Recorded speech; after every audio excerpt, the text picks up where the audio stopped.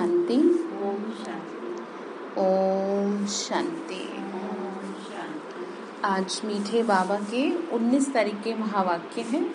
आज बाबा ने कहा, मीठे बच्चे, बाप आए हैं तुम्हें इस दुख लोक से निकाल सुख के धाम में ले जाने। धाम पवित्र स्थान को कहा जाता है। ठीक है, बाबा कहाँ ले जाने के लिए आए हैं?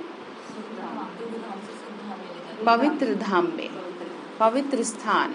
ठीक है, पवित्र स्थान अर्थात कहाँ पर? परम धाम। बाबा ने कहा, मीठे बच्चे, बाप आए हैं तुम्हें इस दुख के लोक से निकाल सुख के धाम में ले जाने। धाम पवित्र स्थान को कहा जाता है। प्रश्न है, ये बेहद का खेल किन दो शब्दों के आधार पर बना हुआ है? तो आंसर है वर्षा और श्राप। बाप सुख देने का वर्षा देते हैं, रावण दुख का श्राप देते हैं। ये बेहद की बात है। देवी देवता धर्म वाले बाप से वर्षा लेते हैं और आधा कल्प के बाद रावण श्राप देता है। तो तुम बच्चों को अब स्मृति आई है कि हम निराकारी दुनिया में रहते थे, फिर सुख का पाठ बजाया। हम सो देवता, क्षत्रिय, वैश्य, शूद्र बने, अब ब्राह्मण बन। हाँ जी, क्या कह रहे हैं? हाँ, फिर क्या बन रहे हैं? देवता बन रहे हैं। गीत है ओम नमः शिवाय। ओम शांति। ये है बेहद के बाप की महिमा, ऊंचे ते ऊंचा वह भगवान है। यह तो सब जानते हैं, ऊंचे ते ऊंचे भगवान की मत भी जरूर ऊंची होगी। इसीलिए कहा जाता है श्रीमत अर्थात श्रेष्ठ मत। श्रीमत अर्थात श्रेष्ठ मत। ठीक है, और वो किसकी मत है? भगवान की मत होती है श्रीमत। बाकी दुनिया वालों की मत तो मनुष्य मत कही जाती है। ठीक है, और मनुष्य की अपनी मत क्या कही जाती है? मन मत। तो बावनी का श्रीमत, सभी भक्तियां उनको याद करती है। वह है भगवान तो भगवती भी चाहिए, पिता है तो माता भी जरूर चाहिए। एक होता है लौकिक माता पिता, दूसरा होता है पारलौकिक माता पिता। कौन सा माता पिता? पारलौकिक माता पिता। लौकिक होते भी जब कोई दुखी होते हैं तो पारलौकिक को याद किया जाता है। अब तुम्हारा लौकिक संबंध भी है। पारलौकिक माता पिता तुम्हें परलोक में ले जाते हैं। कहाँ ले जाते हैं? परलोक अर्थात परम धाम में ले जाते हैं। स्वर्ग तो बात की बात है, पहले तो बैठेंगे आराम से परम धाम में। बावनी का लौकिक को बंधन कहेंगे जिसमें दुख है। दो परलोक हैं, एक निराकारी लोक जहाँ आत्माएं रहती है। सुनते हैं पहले, बीच में नहीं बोलते, आगे से आगे। ठीक है, दूसरा है साकारी लोक। साकारी लोक मतलब मनुष्य लोक। ठीक है, ये किसका लोक है? ये साकारी मनुष्य लोक है, जिसको सुखधाम कहा जाता है। बावनी का जो निराकारी लोक है वहां पे तो आत्मा क्या है? सुख में है ना, शांत है। मतलब सुख भी क्या होगा? शांति है। सुख शांति दोनों ही है, बिंदु वाली स्थिति है। बावनी का दूसरा साकारी लोक जिसको सुखधाम कहा जाता है। तो सुखधाम आप इसे भी कह सकते हैं। ठीक है, वह किसे? स्वर्ग को, है ना। वह शांति धाम, वह सुखधाम। ठीक है, सुखधाम किसे कहते हैं? स्वर्ग को कहते हैं। इस दुनिया को क्या कहते हैं? दुख धाम। स्वर्ग हो गया सुखधाम और परम धाम हो गया शांति धाम, है ना। मेन शांति धाम कहलाएगा वो। ठीक है, क्योंकि आत्मा बिल्कुल शांत अवस्था में है। सुख और दुख की तो वहां उसे कोई फीलिंग ही नहीं है। तो सुखधाम जो कहा जा रहा है वो स्वर्ग के लिए कहा जा रहा है, क्योंकि यहाँ पर आत्मा संपूर्ण सुख में होगी। ठीक है, तो साकारी मनुष्य लोक जो होगा, एक तो ये भी तो हो गया ना मनुष्य लोक, तो ये तो दुखधाम की कैटेगरी में आएगा। लेकिन यहाँ पे जो जिक्र हो रहा है वो स्वर्ग का हो रहा है। स्वर्ग में आत्मा संपूर्ण रूप से सुख में होगी। बाबा आकर इस दुख के लोग, जिसे मृत्यु लोग अथवा पतित भ्रष्टाचारी दुनिया कहा जाता है, यहाँ से ले जाते हैं। यहाँ सब है पतित। पतित उनको कहा जाता है जो विकार में जाते हैं। सतयुग में पावन संपूर्ण निर्विकारी रहते हैं। पहले पहले नारायण की महिमा गाते थे, अपने को विकारी समझते थे। लक्ष्मी नारायण महाराजा महारानी पवित्र थे तो प्रजा को भी पवित्र कहेंगे, ठीक है, क्योंकि वो है पवित्र स्थान। वह है सुखधाम वैकुंठ, वो जो दुनिया है वो बनी किसके बिहाफ पे है? हाँ, पवित्रता के बिहाफ पे बनी है। और शांति धाम किस बिहाफ पे बना है? शांति धाम बना है शांति के बिहाफ पे, क्योंकि आत्मा बिल्कुल क्या है वहां पर? शांत है। और यहाँ पर क्या है? दुख ही दुख है, तो ये किसके बिहाफ पे है? दुख के बिहाफ पे। यहाँ पे सुख नहीं मिल सकता, ठीक है। तो वह है सुखधाम वैकुंठ, नर्क को धाम नहीं कहेंगे। धाम पवित्र को कहा जाता है। बाबा ने आज डेफिनेशन दी है कि बच्चे ये दुनिया है अपवित्र दुनिया, ये है दुख धाम, है ना, दुखों की दुनिया। धाम भी नहीं कह रहे बाबा तो कह रहे हैं धाम तो पवित्र को कहा जाता है, तो ये कहाँ से धाम हो गया?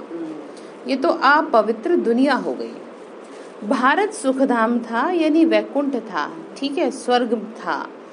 तो कहा जाता है अभी तो पतित भ्रष्टाचारी नरक है, अभी सबको सुख के धाम में ले जाना है, तो जरूर बाप को ही आना पड़े जो आकर बच्चों को सुखी बनावे, ठीक है। बाबा ने कहा कौन सुखी बनाए मेरे अलावा?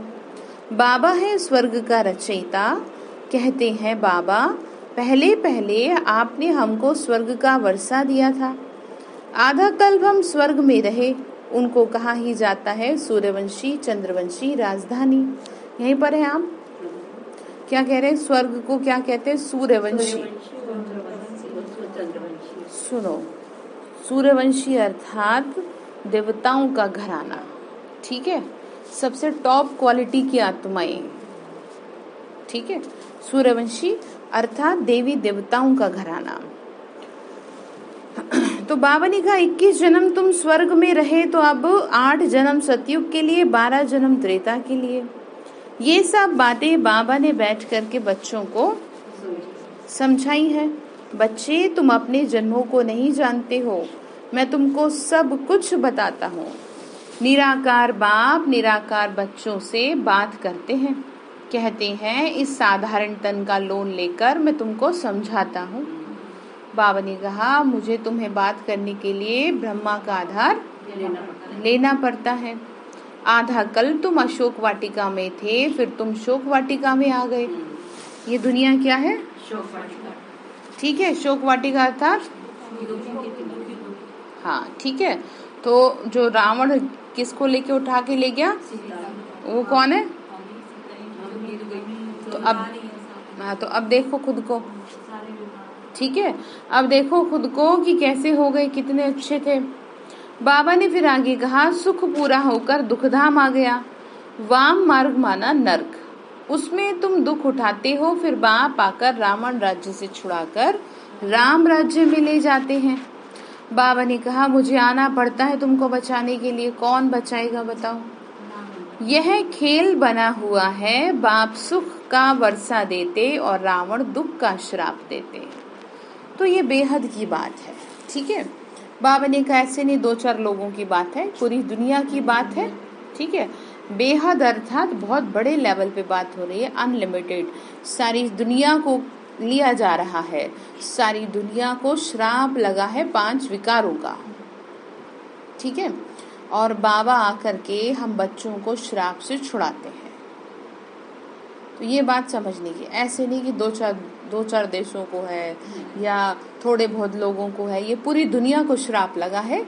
इसीलिए अभी सभी विकारों के वशीभूत हैं, छुड़ाओ तो भी छूटते नहीं हैं, क्योंकि श्राप ऐसा ही होता है। फिर उसके लिए बहुत तपस्या करनी पड़ती है कि श्राप से क्या हो जाए, मुक्त हो जाए। और वो उसका किसी को पता नहीं है ना, किसी को ABCD भी नहीं पता कि कैसे इनसे छूटा जाए। इसी में स्वयं को एंटरटेन कर रहे हैं सब, इसी को जीवन समझे बैठे हैं, विकारों को ही भोजन समझ रहे हैं।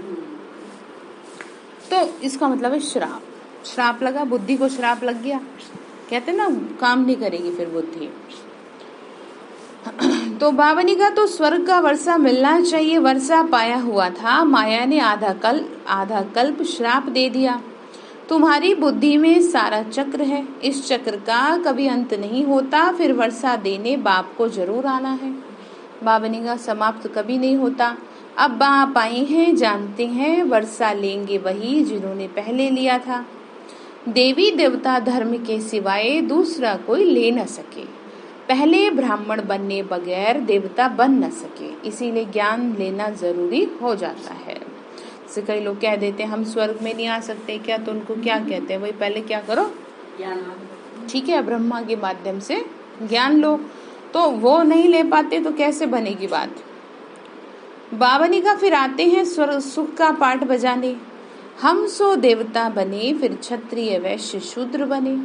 हम इन वर्णों में आते हैं, हम अब जो ब्राह्मण बनते हैं वो अपने को ब्रह्मा कुमार कुमारियां कहलाते हैं। समझते हैं हम भाई बहन हो गए, फिर विकार की दृष्टि रह न सके।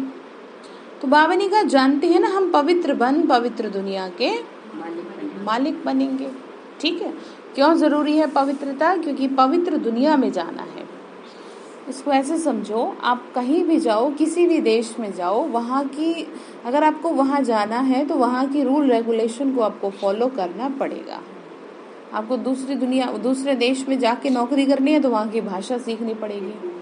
ठीक है, तो बाबा यही कह रहे हैं तुम्हें स्वर्ग में ले जाऊंगा तो तुम्हें वहाँ की क्वालिफिकेशन तो पास करनी पड़ेगी ना। और सबसे पहली और मुख्य क्वालिफिकेशन है पवित्रता। अब जिसको नहीं जाना वो भले ना जाए, तो किसी पर जबरदस्ती थोड़ी ना थोपा है कि आप पवित्रता को अपनाओ। हाँ, वो एक बात अलग है कि आप चाह रहे हैं पर आपसे हो नहीं पा रहा, तो भगवान आपको मदद पूरी करेगा। एक ये है कि आपके ही आ सकती है कि दोनों नाव में पैर रख लूं, दोनों हाथ में लड्डू मिल जाए। ठीक है, तो अगर दोनों हाथों में लड्डू चाहिए तो फिर भूल जाओ। ठीक है, वो बात अलग है कि आपके सरकमस्टांसेस ऐसी हैं कि आप चाह के भी कुछ, वो एक अलग बात है। उसके लिए भगवान आपको मदद करेगा, लेकिन आपको एफर्ट्स तो पूरा सर के बाल से पांव के नाखून तक जोर तो आप ही को लगाना पड़ेगा ना। फिर चाहे कैसी भी परिस्थितियां सामने आए वो बाबा देखेगा। फिर ऐसी थोड़ी ना संस्था खड़ी हो गई, बहुत कड़ी तपस्या करी है भाई बहनों ने, माताओं बहनों ने, दीदी दादियों ने। ठीक है, इतना बड़े लेवल पे ऐसी नहीं चल रही, इंटरनेशनल लेवल पे तपस्या करनी पड़ती है। और वो कोई अलग से नहीं उतर गया है, वो आप और हमारे जैसी घर से निकली हुई माताएं बहनें थी जो परिवार के बीच में रहती थी। और ऐसा नहीं उनको पूरी फ्रीडम मिली थी। ठीक है, रोक दिया जाता था, तुम या तो उसको चुन लो या हमें चुन लो। कई बहनों का तो इतना बुरा हाल था कि मेरे को याद है, जब कहीं गई थी मैं क्लास कराने, तो उसके छोटे छोटे बच्चे थे, तो उनके पति ने उसके समेत तीनों बच्चों को बाहर निकाल दिया और कह दिया या तो बाबा को चुन ले या मुझे चुन ले, और नहीं तो इन बच्चों को लेके यहाँ से चली जाओ। आप समझ रहे हैं? तो ऐसे नहीं हुआ ये सब। आज वही आत्माएं हैं जो पता नहीं कितने लाखों करोड़ों के जोड़े को चला दिए। ऐसा नहीं कोई अलग से उतर के आए हैं। विरोध और बंधन हर किसी के साथ है, आप ही के साथ स्पेशल नहीं है। आपको स्वयं को मजबूती लानी पड़ेगी, आपको हिम्मत स्वयं को करनी पड़ेगी। घर के भी तो काम, अब देखो कल लोगों के सबके घरों में कितने कितने मेहमान आए, ना चाहते हुए भी आपने किया। अब यहीं पर आप देख लो, अब ना चाहते हुए भी कभी ऐसे भी सोच लिया करो आज योग में बैठ जाऊं, मन तो मेरा कर नहीं रहा, चलो मैं फिर भी बैठ जाऊं। ठीक है, ये करो ना चाहते हुए भी, मेरा मन तो कर नहीं रहा मुरली सुन लेगा, चलो फिर भी सुन लेती हूँ। मेरा मन तो कर नहीं रहा इसके बारे में अच्छा सोचने का, चलो फिर भी सोच लेती हूँ। ये है असली मजा। ठीक है, अब वो मजा तो आपका हिसाब है जो लेके गए लोग आपके घर से खाने पीने का। ठीक है, वो तो आप चाहो ना चाहो वो तो आएंगे। तो बात आपको समझ में आ रही है? तो क्या करेंगे फिर? फर्स्ट क्वालिफिकेशन को पूरा करेंगे। ठीक है, और सोचेंगे समझेंगे कि मुझे भी तैयार होना है। बाबा मदद तभी करेगा, बाबा ऐसे फालतू में बैठे हुए या टाइम पास करने वाली आत्माओं की मदद नहीं करता। ऐसे नहीं कि मुंह में टुकड़ा दे दे आपके, ऐसे नहीं करेगा बाबा पे। बाबा कहेगा मेहनत करो और कमाओ और खाओ। यहाँ पे मतलब ये है पुण्य कर्मों की कमाई करो, खुद मेहनत करो, मुझे बैठ के याद करो और फिर वाइब्रेशन फैलाओ और फिर परिणाम पाओ। ठीक है। अच्छे माँ बाप की यही निशानी है कि वो अपने बच्चे को हर चीज की कीमत समझाते हैं। सुखों से भरपूर करेंगे लेकिन उसे हर चीज की कीमत समझाएंगे। और जो अपने बच्चों को हर चीज की कीमत नहीं समझा सकते वो बच्चे जीवन में कभी भी सफल नहीं हो पाते हैं। उनके घर बार बहुत जल्दी टूट जाते हैं, वो अपने जीवन से बहुत जल्दी थक जाते हैं। तो आपको चाहिए ये कि आप अपने आप को बाबा जैसे समझाता है वो बातों को एक्सेप्ट करो और आप एक अच्छे माँ बाप बनो। अपने परिवार में क्या करो, हर चीज की कीमत सिखाओ अपने से जुड़ी हर आत्मा को। भले कोई आपको ये कह दे हाँ भाषण मत दो, कोई बात नहीं, भले कह दे, काटो नहीं बात को, ठीक है, फिर भी आपको हिम्मत रख के समझानी है। ठीक है। तो पहली क्वालिफिकेशन ऐसी पूरी हो जाएगी। तो बाप और वर्षे को याद करते हैं और ये एक जन्म पवित्र रहते हैं। बाबा ने कहा ये है मृत्युलोक, ये मुर्दाबाद हो, अमरलोक जिंदाबाद होना है। वहाँ 5 विकार होते नहीं, रावण राज्य ही खत्म हो जाएगा। सतयुग त्रेता को राम राज्य, द्वापर कलयुग को रावण का राज्य कहते हैं। वही भारत हीरे जैसा था अब कौड़ी जैसा बन गया। अब बाबा कहते हैं तुमको हीरे जैसा जन्म देने आया हूँ, तुम मेरी श्रीमत पे तो चलो। ठीक है, क्या कह रहे मेरी, तभी तो जन्म होगा हीरे जैसा। बाबा बोल रहे बच्चे स्वर्ग में तो दुख का नाम नहीं होगा और कोई खंड नहीं रहता। भारत ही असल में प्राचीन खंड है, केवल देवी देवताओं का ही राज्य होता है, इसीलिए उसको स्वर्ग कहा जाता है। ठीक है। बाबा ने कहा सतयुग को शिवालय कहा जाता है, आधा कल्प तुमने सुख भोगा है शिव बाबा का स्थापन किया हुए राज्य में। ठीक है, किसने स्थापन किया, जिसमें हमने सुख भोगा। बाबा ने फिर आगे कहा शिव बाबा ब्रह्मा द्वारा कर रहे हैं स्थापना, फिर विनाश भी होगा। जो स्थापना करेंगे वही स्वर्ग में पालना भी करेंगे, वही विष्णुपुरी के मालिक भी बनेंगे। शिव बाबा ही शूद्र से ब्राह्मण बनाते हैं। इस समय तुम्हारा ब्राह्मण वर्ण है, फिर देवताओं का वर्ण हो जाएगा। अभी तुम ईश्वर द्वारा ब्राह्मण वर्ण में आए हो, फिर तुम ईश्वरीय वर्ण में बाप के साथ परम धाम में रहेंगे, फिर वहां से देवता धर्म में आएंगे। सतयुग में एक देवताओं का ही राज्य था और कोई खंड नहीं था। ठीक है।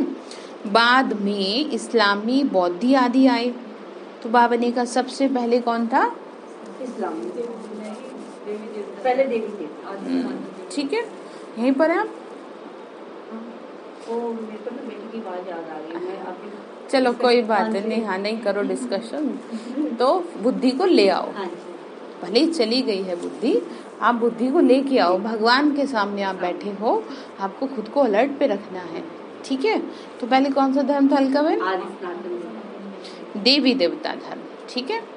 फिर आगे क्या कहा, अभी तुम पांडव योग बल से 5 विकारों पर जीत पाए, जगत जीत विश्व के मालिक बन रहे हो। ठीक है। जीत पाएंगे तब बनेंगे, सबसे पहले स्वयं पे जीत पानी पड़ेगी। आपका स्वयं का मन आपके नियंत्रण में नहीं है तो आप घर को कैसे नियंत्रण में चलाओगे। आप ये कहते हो घर में 3 लोग हैं, ये तीनों में से कोई भी मेरी बात नहीं सुनता। अब आप ये देख लो आप स्वयं की कितना सुनते हो। चलो स्वयं को भी छोड़ो, आप बाबा की कितना सुनते हो। आप यहाँ से आपको सिखा के भेजते, मतलब समझा के भेजते हैं, तब आप वो कितना सुनते हो आप। अब ये देख लो यहाँ पे, तो वो आप देखो, तभी आप अपने परिवार को सही ट्रैक पे लेके चल सकोगे। ऐसा नहीं होता कि आपकी बात कोई ना माने। इसका एक एग्जाम्पल देती हूँ आपको। और देखो सेंटर्स पे आने वाले भाई बहन बहुत होते हैं। ठीक है। यहाँ तो बाबा का नया बना है तो उतनी अभी है नहीं, ट्रैक पे आया नहीं है वो जो होना चाहिए, लेकिन ऑलमोस्ट सेंटर्स पर 100, 150, 200 भाई बहन होते हैं। अब ध्यान से सुनेंगे मैं आपको क्या बताना चाहती हूँ। अब जो टीचर बहन होती है सेंटर को संभालने वाली, वो सबकी बात सुनती है, सारे काम करती है, अपना भी ध्यान रखती है। आप समझ रहे हैं। और अपना ध्यान रखते हुए वो सबको नियंत्रण में रखती है। समझ गए आप? क्योंकि उसका स्वयं पे कंट्रोल है, इसीलिए उसने 200 लोगों को, 500 लोगों को, 1000 लोगों को कंट्रोल में कर रखा है। जबकि सबके संस्कार अलग अलग, सबकी घर की बातें अलग अलग, सबके साथ झमेले अलग अलग, फिर भी कभी भी आपने किसी भी टीचर बहन को परेशान नहीं देखा होगा। उसके पीछे कारण यही है क्योंकि उसने पहले किस पे नियंत्रण किया है? स्वयं पे। आप कहो जी मैं तो 2-4 लोगों से परेशान हो जाती हूँ, मेरे तो घर में मेरे 2 बच्चे हैं, वही नहीं मेरी मानते, तो इस बात से साफ साफ जाहिर होता है कि आपका अपनी भावनाओं पे और अपनी आदतों पे नियंत्रण नहीं है। तो आज से आप ये सीखें, आप स्वयं पे नियंत्रण रखेंगे, ठीक है। अब देखो जो बड़े बड़े सेंटर्स होते हैं वहाँ पर तो कई कई बहनें रहती हैं, कुमारियाँ रहती हैं, आप समझ रहे हो, और यंग को चलाना कोई मामूली बात नहीं है। एक माँ से अपनी जवान बेटी नहीं संभलती और वो तो कितनों को पाल देती हैं। आप सोचो उनकी आदतों को, उनके दिमाग में क्या चल रहा है, सब कुछ कंट्रोल में रहता है। तो वो ऐसे नहीं रहता, वो ऊपर से ताकत मिलती है बाबा की, और वो जो चलाने जो जिसका माध्यम बाबा ले रहा है वो खुद भी तो बाबा के सामने समर्पित हुई होती है ना आत्मा, तभी तो वो सबको अपने कंट्रोल में, मतलब अपने सबको सही ट्रैक पे लेके चल पाती है। नहीं तो कोई ऐसा नहीं है जो डिस्टर्ब ना होता हो। आप समझ रहे हैं? आप 2-4 लोगों से बात करके दिखाओ सारे दिन में, और फिर बताना रात को क्या होता है। इरिटेट हो जाते हैं ना, और अगले दिन वो रास्ते से ही नहीं जाएंगे कि वो मिलेगी। कि फोन आ जाएगा तो फोन उसी टाइम बंद कर देंगे। हाँ, बात समझिए, आपको क्या समझाना चाह रही हूँ। इस बात से मतलब क्या है? स्वयं पे कंट्रोल। स्वयं पे कंट्रोल होगा तो आप 500-1000 लोगों को भी संभाल लोगे, 2-4 लोग तो छोटी मोटी बात है, ठीक है। तो आज से क्या करेंगे? स्वयं पे, अपनी भावनाओं पे और अपनी आदतों पे, 2 चीजों पे आपको कंट्रोल लेना है, ठीक है। और फिर ऐसा हो नहीं सकता कि आपके घर में अगर 4 लोग हैं वो 4 आपके अंडर में ना चले तो है, ऐसा नहीं है। वो करते नहीं हो ना आप, वही ना भावनाओं में बह जाते हो, करते नहीं हो आप, इस वजह से आपको टफ लग रहा है, ठीक है। तो ध्यान देंगे, आज से रखोगे अपने पे नियंत्रण। हाँ जी हल्का बहन, अपने पे नियंत्रण रखेंगे, भावनाओं में बह तो नहीं जाएंगे। जरा सा प्यार से बात कर ले, बस हम तो तुम्हारे हो गए, ठीक है। तो बाबा ये समझा रहे हैं। बाबा ने कहा बच्चे, तो अब तुम हो ब्रह्मा के बच्चे, ब्रह्मा कुमार कुमारियां, तुम भाई बहन हो, कभी भी विष पान नहीं कर सकते। ग्रस्त व्यवहार में रहना ही है, परंतु विकार में नहीं जा सकते। इस रावण राज्य में रहे तुमको कमल की तरह पवित्र रहना है। फिर ये प्रश्न नहीं उठ सकता कि सृष्टि कैसे बढ़ेगी। बाबा का फरमान है, मैं पवित्र दुनिया बनाने आया हूँ। और सबसे बड़ी बात ये, आप ही को चिंता है सृष्टि बढ़ाने की। जिसकी सृष्टि है वो अपने आप बढ़ा देगा। अब इतने साधु महात्मा, इतने जो युवा है, जो सन्यासी बन गए, क्या सृष्टि थम गई? चीन के बाद अब दूसरे लेवल पे चल रहा है, दूसरे पता नहीं तीसरे पे भारत। अब बताओ, थाम लो इसे कोई? तो इसीलिए कहा जाता है, संत ना होते संसार में तो जल मरता संसार। ये ऐसे ही नहीं कहा। तो बाबा भी कह रहे पवित्र दुनिया बनाने आया हूँ। अरे तुम ये बात मुझ पे छोड़ दो, और इस तरह की अगर कोई बातें करता है तो समझ जाना चाहिए वो ज्ञान में आने वाली आत्मा नहीं है, व्यर्थ की बातें करते हैं, ठीक है। बहुत से लोग कर देते हैं ना, तो हम किसी से बहस नहीं करेंगे। हम इस तरह की बातों का क्लैरिफिकेशन किसी को भी नहीं देते। आपको जो करना है आप वो करिए। एक अच्छा गाइडेंस होने, एक अच्छा गाइड होने के नाते सिर्फ हम आपको गाइड करेंगे, वो भी बाबा की मुरलियों के अकॉर्डिंग। अपना कुछ नहीं इसमें हम माइनस प्लस कर ले, जैसे शास्त्र बनाने वालों ने कर दिया। जिसको जो माइंड में आया उसने उसको एडिट कर दिया, अपनी ही रिसर्च कह लो। बात क्या थी, क्या सी क्या बना दी। जैसे 84 जन्म की, लख 84 था, लख 84 था, लाख 84 कर दिया। लख ले और खे, लख मतलब होता है देखना, ग्रंथ में लिखा है, ये तो आपको पता होगा, ठीक है। ये शास्त्रों की भाषा है ना। और लाख, उसको क्या कर दिया, बीच में आकर डंडा लगा दिया, तो अर्थ का अनर्थ हो गया, और अब दुनिया उसी पे चली जा रही है। तो हम ऐसा नहीं कर सकते, ठीक है। हम तो वही बात बोलते हैं जो बाबा मुरली में सुनाते हैं, और उसमें भी कुछ भी हम एक्स्ट्रा बात नहीं कर सकते, क्योंकि बाबा जो कहेंगे वही तो हम। नहीं तो लोग हमसे लड़ने लग जाएंगे। तुम बताओ तुम कौन हो कि जो तुम इस तरह की बातें करते हो। इसीलिए किसी से फालतू बात करने का ही नहीं है, ध्यान रखना है। तो बावनी का इस पर ही अबलाओं पर अत्याचार होते हैं। रुद्र ज्ञान यज्ञ में असुरों के विघन पड़ते हैं, तो अभी विघन ही है। बाबा कहते हैं श्रीमत पे चलने से ही तुम श्रेष्ठ बनेंगे। इतना समय तुम आसुरी मत पर अर्थात 5 भूतों की मत पर थे। मैं आत्मा हूँ, मुझे शरीर में पाठ बजाना ये नहीं जानते थे। आत्मा शालिग्राम को ही कहते हैं। शालिग्राम कोई इतना बड़ा नहीं है, परमात्मा भी कोई इतना बड़ा नहीं है। आत्मा अथवा परमात्मा स्टार मिसल है। आत्मा में सारा पाठ भरा है। आत्मा कहती है मैं एक शरीर छोड़ दूसरा लेती हूँ। किस लिए? पाठ बजाने। श्री नारायण की आत्मा कहेगी हम श्री नारायण का रूप धारण कर जन्म लेकर राज्य करेंगे।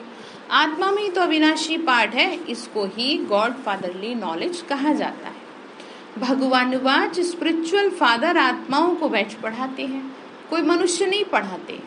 ये बेहद का बाप पढ़ाते हैं। तो ये चक्र कैसे फिरता है? कौन मनुष्य पढ़ा रहे हैं यहाँ पे बैठ के? हम तो खुद पढ़ रहे हैं। ठीक है, तो बावनी का ये चक्र है। ठीक है, और ये चक्र क्या है? अपने समय पे रिपीट हो रहा है।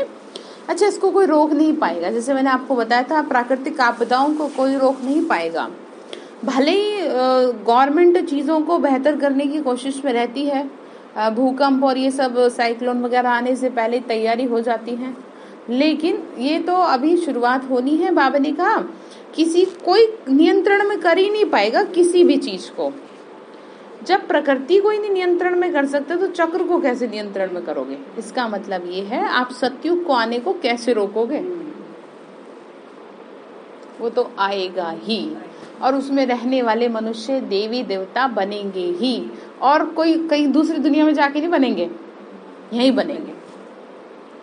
ठीक है, चाहे कितना ही रोक लो, चाहे आप किसी को आने के लिए कितना परेशान कर लो, चाहे अमृत वेला उठने दो ना दो, लेकिन वो जिस आत्मा ने देवता बनना है वो बनेगी, कर ही लेगी। चाहे पवित्रता के लिए कितने भी सहन करने पड़े, लेकिन वो करेगी, क्योंकि देवताई दुनिया तैयार होनी है। ठीक है, तो वो जो देवताई दुनिया तैयार होनी है, उसमें रहने वाले जो मनुष्य हैं, जो देवी देवता बनने हैं, वो यहीं पर तो बनने हैं ना। तो उसके लिए एफर्ट्स अपने आप बाबा सबसे करा लेगा। किसी से प्यार से कराएगा तो किसी से डंडे के जोर से कराएगा। ठीक है, डंडे के जोर का सहारा बाबा उनके लिए लेगा जो प्यार से मानते नहीं है। वो दूसरी कैटेगरी की आत्मा, मैंने स्टार्टिंग में बता दिया ना। एक तो होती है प्यार से करने वाली, एक होती है दूसरी की चाह रहे हैं लेकिन कर नहीं पा रहे, और एक होती है तीसरी जो बिल्कुल इग्नोर करती है कि अभी कौन सा मेरी उम्र पड़ी है। जैसे किसी ने कह भी दिया था कि दीदी अभी तो मेरी शादी भी नहीं हुई, तो मैंने कहा एक काम करो, आप पहले शादी कर लो बात बाद में करना मेरे से। ठीक है, तो फिर हम नहीं बोलते। ठीक है, तो ऐसी आत्माओं को भगवान मदद नहीं करता, फिर उन्हें छोड़ देता है। फ्री हो आप, मतलब you are free from my side. हम नहीं आपको रोक रहे। तो बाबा भी नहीं रोकता उन बच्चों को जो इस तरह की चीजों में रहते हैं। हाँ, वो बात अलग है कि वो चाह रही है आत्मा सेवा करनी, लेकिन उसके ऊपर घर वालों की क्या है, प्रेशर है, तब तो उसे करना पड़ेगा। फिर वो हमसे सलाह लेते तो हम उसे सही गाइडेंस देते हैं। तो ठीक है, तो बाबा मदद फिर बच्चों की कैटेगरी के हिसाब से करता है। ठीक है, तो इसीलिए ध्यान रखना चाहिए। ऐसा नहीं है कि हम तो बाबा के बच्चे हैं, बाबा हमें तो करेगा ही, आप जाओ गंदगी में को और वो फिर भी आपकी मदद करे, ये भूल जाना। ठीक है, ये भूल जाना कि आप सोते रहो और सोचो नहीं बाबा आएंगे अपने आप उठाने। अरे इतने साल हो गए, आपको शर्म आनी चाहिए, अपने मुंह पे चमाट लगाना चाहिए कि बाबा जब चमाट मारेगा तो बहुत दर्द होगा, तो खुद ही लगा लो।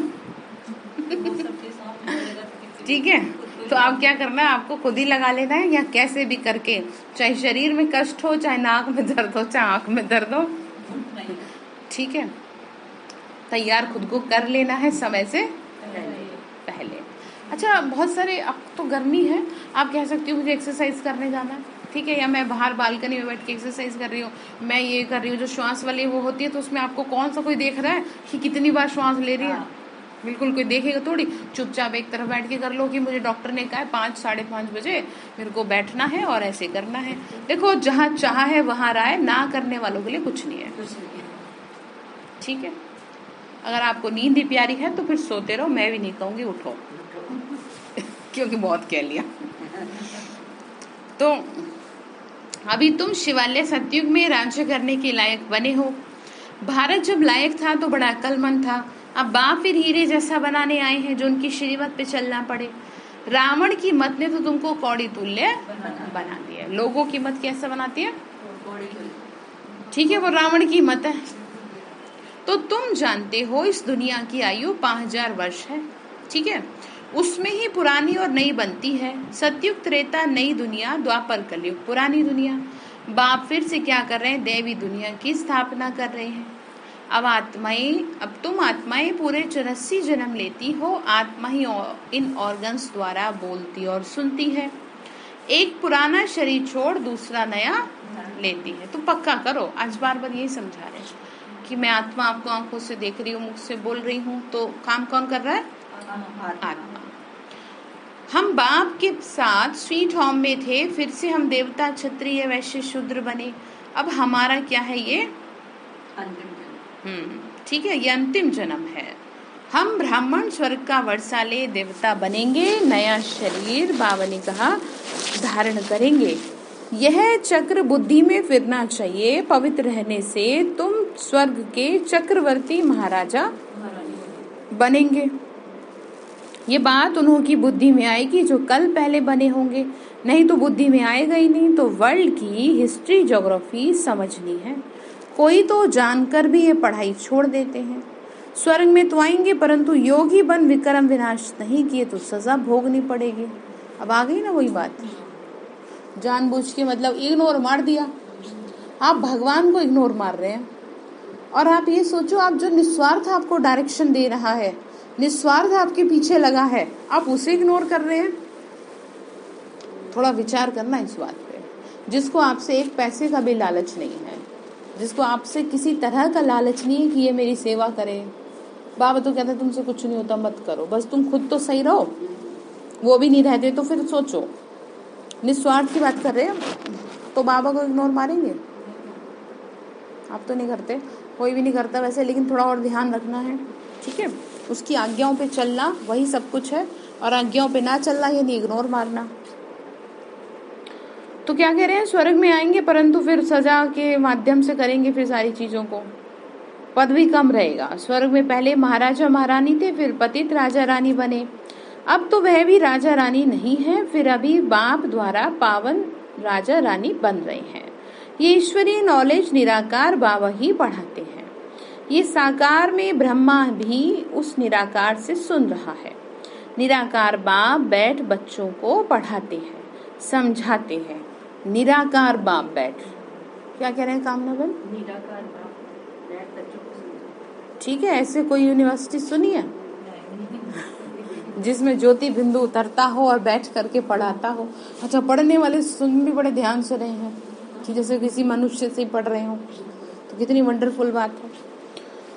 तो बाबा ने कहा बच्चों की आत्मा भी पढ़ती है। अच्छे व बुरे संस्कार आत्मा में ही रहते हैं। अच्छे संस्कार होंगे तो अच्छे घर में जन्म लेंगे। पढ़ते पढ़ते फिर नॉलेज भी छोड़ देते हैं। माया अपनी तरफ खींच लेती है। ठीक है, इसीलिए तो कहा ना, चढ़े तो चाखे प्रेम रस, गिरे तो चकनाचूर। जब गिरे तो वो फिर पूरा चूरा ही हो जाता है, हड्डियों का चूरा हो जाता है। मतलब इसका मतलब ये है कि विकारों में इतना लिप्त हो जाता है, फिर उसको उठ नहीं पाता वो। फिर अपने में ना आत्मग्लानि भी रहती है, मुंह नहीं दिखाने लग रहेंगे। वो कोई कुछ नहीं कह रहा आपको, वो अंदर में खाएगा। तो ऐसा किसी के साथ ना हो। अगर किसी विकार के वशीभूत हो रहे हैं तो तुरंत बाबा को लेटर लिखें कि बाबा मैं आत्मा इस विकार के वशीभूत हो रही हूँ, मुझे मदद करो, मुझे बचाओ। बस 2 शब्द लिखने हैं, कुछ नहीं आपको पत्र देना, बस 2 शब्द, अपने आप सुनवाई हो जाएगी। ठीक है, तो एक तरफ रावण की मत, दूसरी तरफ राम की मत। इस अंतिम जन्म में राम की मत पे चलना है। रावण की जीत होने से कभी उधर चले जाते हैं, फिर राम से दुश्मन बन पड़ते हैं। ठीक है, वो कहावत है ना, मेरी बिल्ली मुझे भी आऊं, जिसके बच्चे उसी को आंख दिखा रहे हैं। तो फिर क्या होगा? तो उनके लिए सजा बड़ी कड़ी है। तुमने राम की शरण ली है, फिर अगर ट्रेटर बन रावण की शरण ली तो राम की निंदा कराएंगे। तुम्हारी बुद्धि में है कि हम राम राज्य और रावण राज्य का खेल बना हुआ है। यह है सतयुग, त्रेता, द्वापर और फिर रजो कलयुग में थे। तुम अभी सतो प्रधान में जाएंगे। बाबा आकर सतो प्रधान बनाते हैं, फिर 16 कला से 14 कला में भी आना है। फिर रावण के संग में कलाएं कम हो जाती हैं। अभी कलयुग में कोई कला नहीं है। सब कहते हैं हम पतित भ्रष्टाचारी हैं, पतित दुनिया का विनाश होना है, पावन दुनिया स्थापन हो रही है। बेहद का बाप बैठ बच्चों को जान सकते हैं। अभी तुम भगवान के घर में बैठे हो। हाँ जी, किसके घर में बैठे हो? बाबा घर में बैठे हो। मेरा भी घर है, ऐसे बोल दो। अपने घर में बैठे हैं, क्योंकि भगवान किसका है? हाँ, हर किसी को अपना सोचना चाहिए। तुम ब्राह्मण और ब्राह्मणियां फिर देवता बनेंगे, फिर क्षत्रिय, वैश्य, शूद्र। ये चक्र है। चक्रवर्ती तुम ब्राह्मण हो, राजयोग सीख चक्रवर्ती राजा रानी बनेंगे। तो पुरुषार्थ कर स्वर्ग में उच्च पद पाना। तो क्या समझ में आया? पुरुषार्थ कर स्वर्ग में और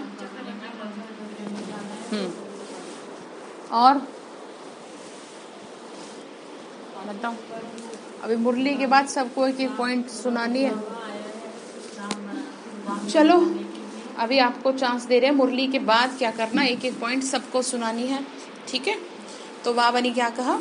तो पुरुषार्थ का ऊंच पद पाना है। अच्छा, मीठे मीठे सिक्के लदे बच्चों प्रति माता पिता बाप दादा का याद प्यार और गुड मॉर्निंग। रूहानी बाप की रूहानी बच्चों को नमस्ते। हम रूहानी बच्चों की रूहानी बाप दादा को नमस्ते। नमस्ते बाबा, नमस्ते। शुक्रिया बाबा, शुक्रिया बाबा, शुक्रिया। धारणा के लिए मुख्य सार है, इस अंतिम जन्म में राम की मत पर चलना है।